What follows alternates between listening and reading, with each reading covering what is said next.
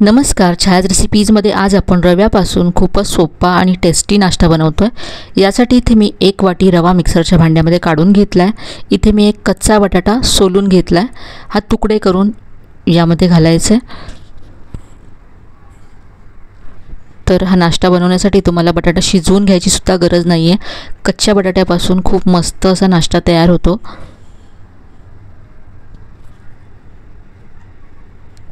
सगळा बटाटा इथे मी मिक्सरच्या भांड्यात घातला आहे। आता यामध्ये 1 वाटी पाणी घालायचं आहे। जेवढा आपण रवा घेतला तेवढंच पाणी घालायचं आहे आणि अगदी बारीक असं वाटून घ्यायचं आहे। बाउलमध्ये काढून घेऊया। मिक्सरच्या भांड्यामध्ये 2 चमचे पाणी घालून ते सुद्धा यामध्ये काढून घेतलं।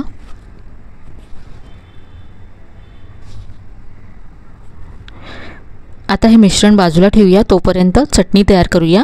मिक्सरचं भांडं घेतलं, यामध्ये अर्धी वाटी ओलं खोबरं घातलं, 2 हिरव्या मिरच्या घातल्यात, थोडंसं आलं घातलं, कोथिंबीर घातली, 1 चमचा भाजलेली चण्याची डाळ घातली, थोडीशी चिंच घालायची आहे, चवीप्रमाणे मीठ घातलं आणि पाणी घालून ही चटणी वाटून घेतली। चटणी आता तयार आहे। यावरती आपण फोडणी घालूया।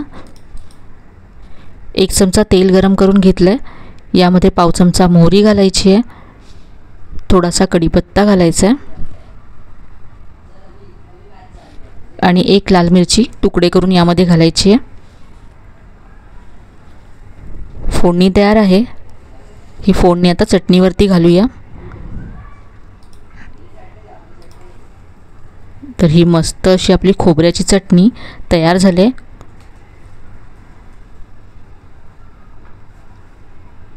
चटणी तयार आहे। आता आपण नाश्ता बनवूया। तर हे जे मिश्रण आपण तयार करून ठेवलं होतं त्यामध्ये भाज्या घालायच्यात। बारीक चिरलेली शिमला मिरची घातली, कांदा घातला, किसलेलं गाजर घातलं, यानंतर बारीक चिरलेली कोथिंबीर घातली। यामध्ये आता फोडणी घालायची आहे। तर इथे मी 1 चमचा तेल गरम करून घेतलं, यामध्ये अर्धा चमचा मोहरी घातली, अर्धा चमचा जिरं घालायचं आहे आणि यानंतर बारीक चिरलेली हिरवी मिरची घालायची आहे।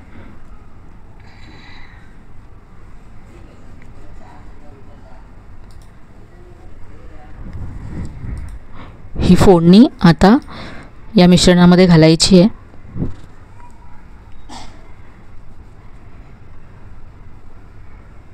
सगळं मिक्स करूया।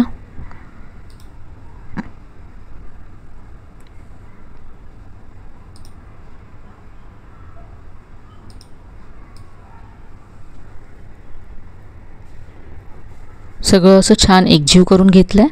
यामध्ये चवीप्रमाणे मीठ घालायचं आहे।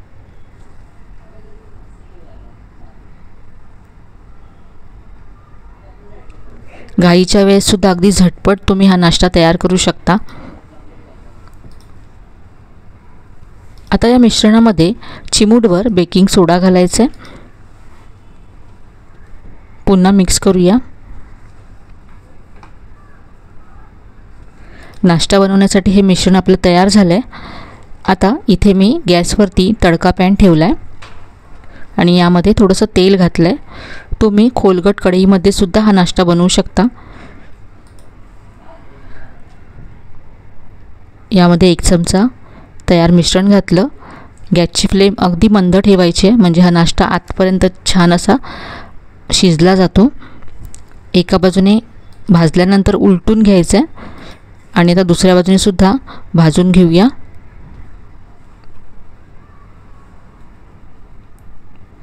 दोन्ही बाजूने अगदी खरपूस असा हा नाश्ता भाजून झाला आहे।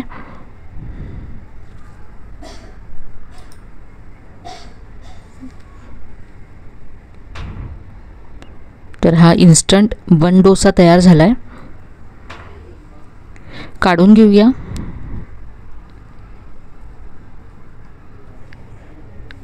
इथे आता मी आणखी एक करून दाखवते।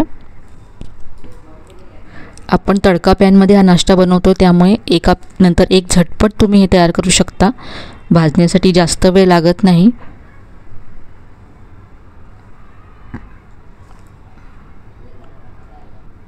दुसरा बन डोसा सुद्धा इथे भाजून तयार झाला आहे। काढून घेऊया।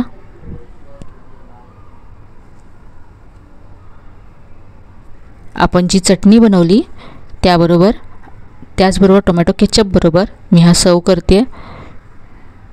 तर अगदी साधी सोपी अशी नाश्त्याची रेसिपी आहे. सकाळी तुम्हाला नाश्ता बनवायला वेळ कमी असेल तरीसुद्धा तुम्ही झटपट हा नाश्ता बनवू शकता. तर इथे मी तुम्हाला एक तोडून दाखवते.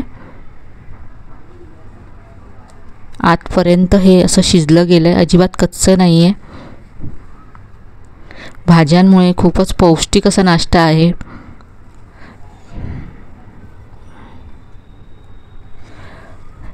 नाश्त्यासाठी किंवा मुलांच्या टिफिनसाठी सुद्धा तुम्ही ही रेसिपी बनवू शकता.